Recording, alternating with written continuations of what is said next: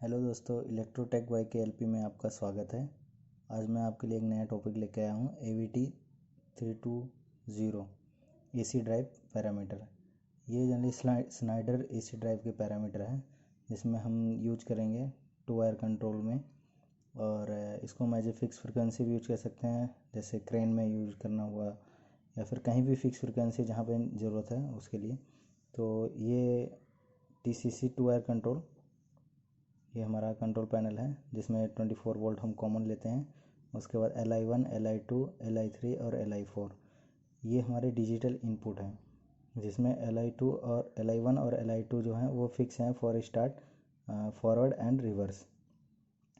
And second one जो LI3 और LI4 हैं वो फिक्स फ्रिक्वेंसी के लिए यूज किए गए हैं, जिसमें हम कोई भी फ्रिक्वेंसी डालेंगे तो स्टार्ट होने के बाद अगर हम इसको इनेबल करते हैं तो वो LSP के बाद सेकंड में जो भी फ्रिक्वेंसी डली होगी उस पर चला जाएगा। फिर नेक्स्ट इसको भी इनेबल करेंगे तो इस पर भी जो भी फ्रिक्वेंसी डली होगी वो स्पीड हमें मिल जाएगा।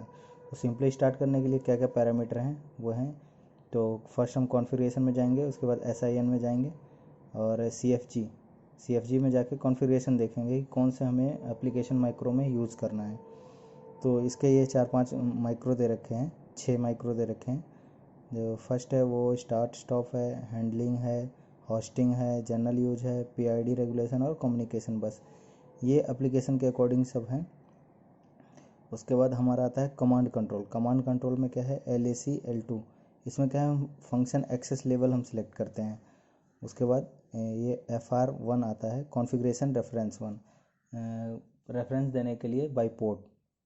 उसके बाद ये कुछ बेसिक पैरामीटर हैं, जैसे एक्सेलरेशन टाइम हो गया, वो अकॉर्डिंग टू एप्लीकेशन हम यूज करेंगे, 3 सेकंड है। फिर डी एक्सेलरेशन टाइम हो गया। फिर LSP लोअर स्पीड हम 0 हर्ट्ज डाल सकते हैं, और स्टार्टिंग में मोटर रुकी हुई रहेगी, जब हम कोई फ्रिक्वेंसी यहाँ पे सिलेक्ट किया जाएगा तब मोटर चलेगा। या फिर स्टार्टिंग में हम 10 हर्ट्ज डाल सकते हैं कि जब मोटर स्टार्ट करें तो हमारा जो मिनिमम स्पीड होगा वो 10 हर्ट्ज की स्पीड होगी, 10 हर्ट्ज की फ्रिक्वेंसी पे स्पीड रहेगा।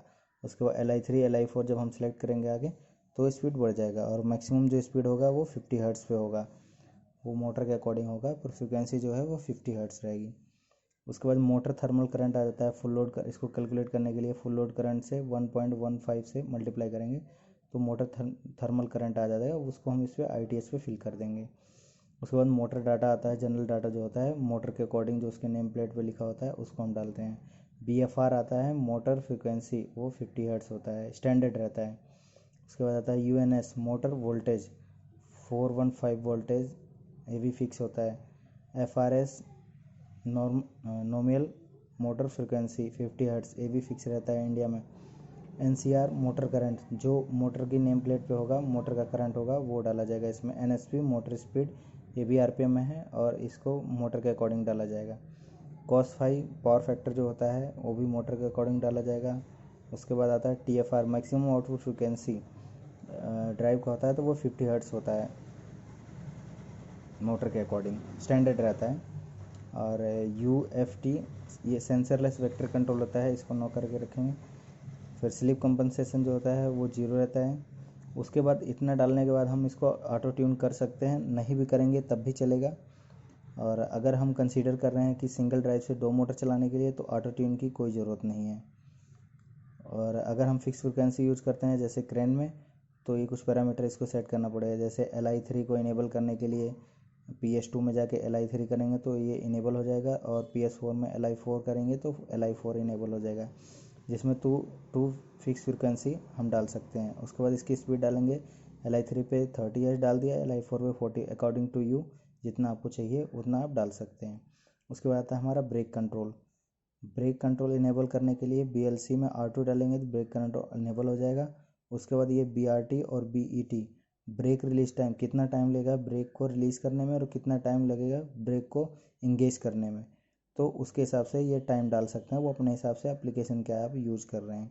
इतना डालने के बाद आपका मोटर जो है डेफिनेटली चलेगा। तो दोस्तों, कैसा लगा ये वीडियो आप ज़रूर बताएं, और इसको लाइक, कमेंट और शेयर ज़रूर करें, और सब्सक्राइब करना ना भूलें। Thank you.